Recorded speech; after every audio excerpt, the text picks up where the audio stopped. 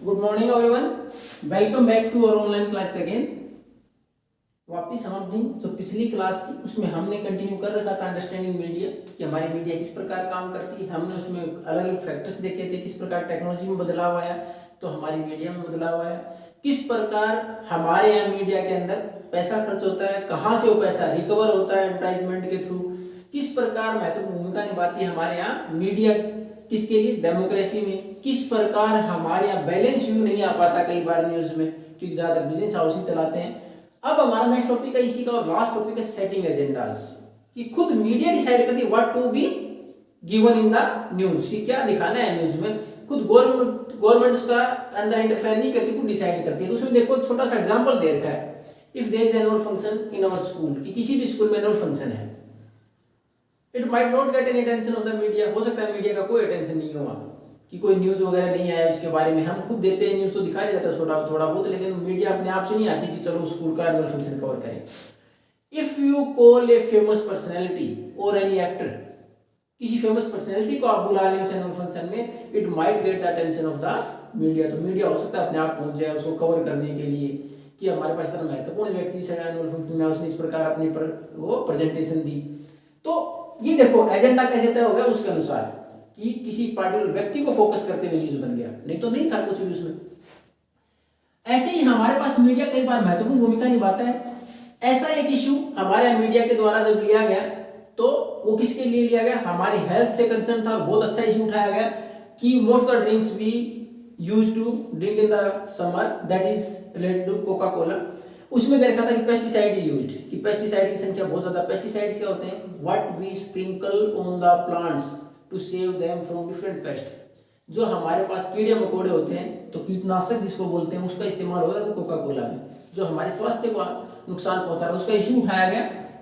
तो it's better for our own, कि हमारे लिए बहुत अच्छा था इस तरह के इश्यू उठाया जाए media. It makes us aware, ये हमें जागरूक बनाती है इन सारी चीजों के बारे में, ये कंसर्न उठाया गया, बहुत अच्छा था मीडिया में। लेकिन हमने देखा बैलेंस व्यू कई बार नहीं आ पाता। बैलेंस व्यू किस प्रकार नहीं आता कि कई बार हम देखते हैं कि मीडिया बहुत सारी चीजों पर फोकस करती है, लेकिन हमारे यहाँ जो वाटर सप्लाई की या drinking water, safe drinking water और clean drinking water is not available to most of the population of India.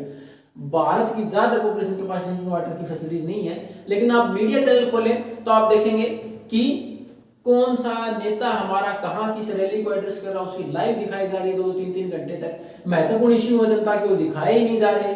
उसके अलावा बहुत सारे हमारे पास जो फेमस एक्टर या एक्ट्रेस हैं उनके बारे में न्यूज आते रहते हैं, लेकिन जो महत्वपूर्ण इश्यू है जनता के उनको उनके अंदर नहीं दिखाया जाता। Just to highlight the main issues they set their own agendas, किस पर लोग ज्यादा अट्रैक्ट होंगे उसके अनुसार दिखाए जा रहे हैं न्यूज। उसमें महत्वपूर्ण है इस तरह के न्यूज देखते हैं, बहुत कम मीडिया में दिखाए जाते हैं। कितने सारे लोग सफर कर रहे हैं, कितने सारे लोग मर जाते हैं साफ पानी न मिलने की वजह से, या जो पॉल्यूटेड वाटर उसको पीने की वजह से बहुत सारी बीमारियां डायरिया जैसी होती है और लोग मरते हैं। बहुत कम इस तरह के न्यूज को कवर किया जाता है।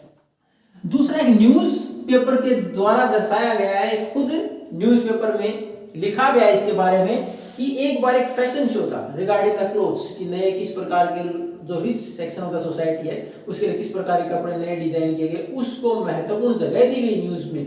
न्यूज और खासकर कौन सी में, प्रिंट मीडिया के अंदर महत्वपूर्ण। जबकि उसी दौरान उसी समय पर देयर वर स्लम्स ब्रोकन और डिमोलिश्ड इन मुंबई, मुंबई के अंदर झुग्गी झोपड़ियां तोड़ी गई।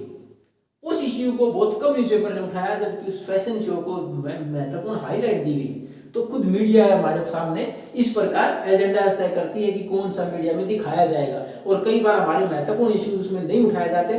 और ज्यादातर हमारे यहाँ बिजनेस हाउसेस के द्वारा चलाए जाने वाले न्यूज चैनल हैं, तो फोकस किस पर करते हैं, अर्निंग पर, किसके ऊपर ज्यादा फोकस किया जाए, कौन लोग इसको ज्यादा देखेंगे। तो जो सामान्य लोग हैं, जो लोअर सेक्शन ऑफ सोसाइटी है, उनके इश्यूज को बहुत कम मीडिया में उठाया जाता, बैलेंस व्यू हमारे सामने नहीं आता। अब उसमें देखा कुछ एक चीजें गवर्नमेंट रोक, जिसको हम सेंसरशिप बोलते हैं, कुछ एक चीजों पर गवर्नमेंट रोक सकती है कि इस प्रकार के न्यूज नहीं दिखाए जाए। अब हमारे सामने सबसे बड़ी समस्या आती है कि how we are going to decide the news is factual, कि अच्छा है, सही है तथ्यों के अनुसार। तो हमारे लिए बहुत मुश्किल होता है। इसलिए हमें जो भी न्यूज दिखाया जाए तो हमें सबसे पहले इस पर सोचना चाहिए क्या जानकारी मेरे को मिली है, किस प्रकार की जानकारी इसमें रह गई होगी, किस व्यक्ति को ध्यान में रखते हुए खबर छापी गई है, और किस व्यक्ति को इसमें छोड़ दिया गया, किस व्यक्ति का इसमें कोई जिक्र नहीं किया जिसका क्या आना चाहिए था।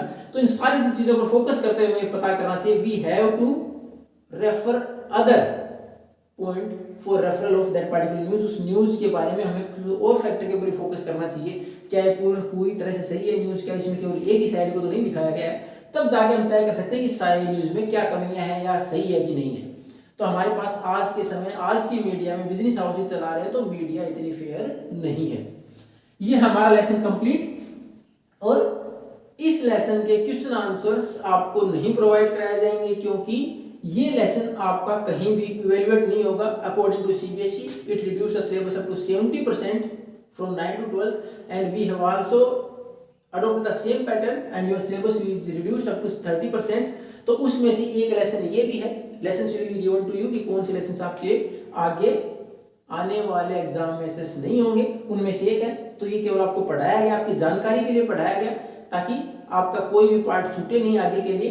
बाकी इसके क्वेश्चन आंसर्स आपको नहीं मिलेंगे क्योंकि इसकी जरूरत नहीं है। We are not going to assist in the exams. Thank you and have a nice day.